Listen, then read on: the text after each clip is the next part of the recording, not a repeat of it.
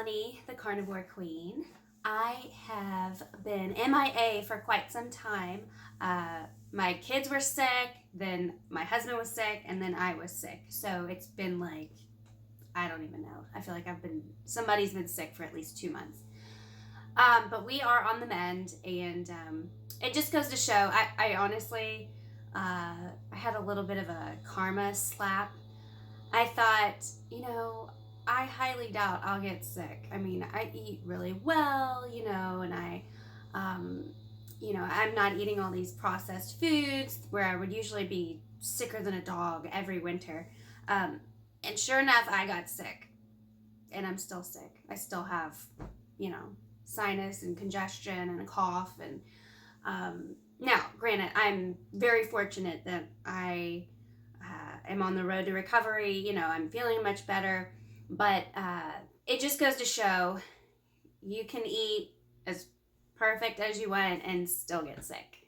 So that kind of, showed me that I need to be more humble and realize anybody can get sick. And you are going to get sick no matter what. Like, there's nothing you can do about it. We're all going to get something at some point. And that's okay. Anyway, I wanted to do a video today on something that, I don't know. I don't know if this inspires me or if this disturbs me. I don't know what this is, but I did some cleaning out in the basement and I found this huge Ziploc tote of my pregnancy clothes and like maternity clothes, and not just that, but things I wore after my pregnancy to recover faster. And some of you don't know, but I had a traumatic birth experience with my first child. I had an emergency C-section and went home and developed fever and went septic and had to go back into the hospital for a few weeks and have a revision, and I had a wound vacuum placed in my C-section incision, and I had so I was in the hospital for a few weeks, completely out of it. I have no memory of anything except crying and being in pain. My daughter was actually with me because I was trying to breastfeed, so they would come in and they would pump my milk and then throw it away because they just wanted to keep up my milk. But they couldn't use it because I was on IV antibiotic drip. So, everything I was taking, they weren't wanting me to actually breastfeed with it. So, she was formula fed for a few weeks while I was recovering. And then I was able to continue nursing when we got home.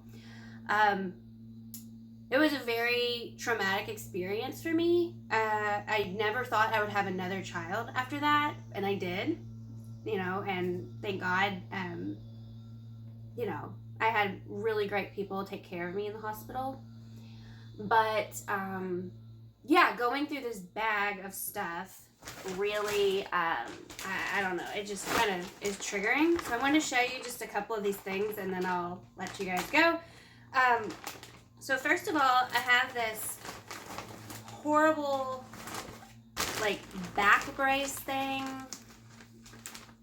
because I was having such insane back pain and pressure in my groin and abdomen that I would have to wear one of these like all day long. If I wasn't, this is if I was like on my feet, which was rarely, because I got really, really sick towards the end of that pregnancy. I knew something was off, but all the doctors kept saying, well, this is normal, it's your first pregnancy. And my blood pressure was normal too. So it just goes to show stuff can still happen to you, even though on paper it looks good. So yeah, I had to wear this brace. I had to wear this robe.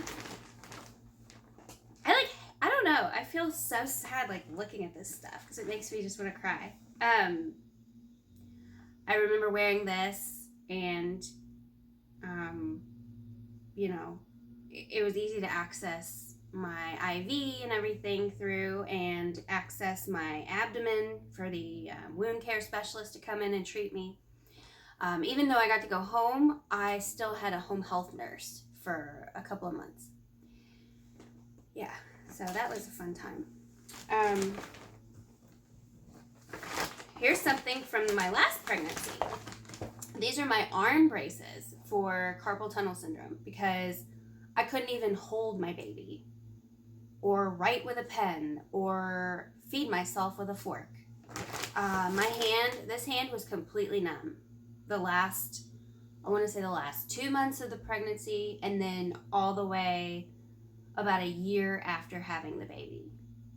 And I talk about this in another video, but I had pregnancy-induced carpal tunnel syndrome. I was going to physical therapy multiple times a week for it. I was having, I was going to chiropractor treatments. I was having stem treatments where they put needles in your hand and then turn on electrodes, and it makes your hand just do like this. Long story short, it was because I was eating shit food and I was so inflamed, and it was pushing on whatever was in my back and making my hand completely numb. So I got rid of all the carbs and all the crap, and it completely went away. And I was literally about to have hand surgery. And I was able to call them and tell them, I'm not having it. I don't need it anymore. I was able to cancel my chiropractor treatments. I was able to cancel my physical therapy treatments. The amount of time I spent wasted because of being ill is unbelievable. And it was because of what I was putting in my mouth every day. Like, that's nuts. Anyway, if anybody else is out there and struggling with, carpal tunnel syndrome, try going carnivore. Give it a shot. See what happens. You don't have anything to lose. You have everything to gain. Trust me. Because I used to spend, I don't know how many, it was like a full-time job just taking care of myself after I had my kids. Anyway, this is stupid. This is one of those like waist cincher things, for like after you have the baby and you like put it on. Yeah. Well, this doesn't work when you also go out and get pizza too. So let me just put that out there. But yeah, it's basically a bag of fat clothes. That's what it is. Hey, I'm going to tell you the truth. Like, that's what it is. And when I was pregnant, everybody told me, they were like, you're eating for two. Go crazy. Eat whatever you want. Well, that didn't help my binge eating disorder, did it? Anyway, I hope you guys have a great rest of your day. If you like this video, please like it, share it, and subscribe to it. I'm trying to be as, transparent and informal as possible because I feel like I can help others that are going through similar situations.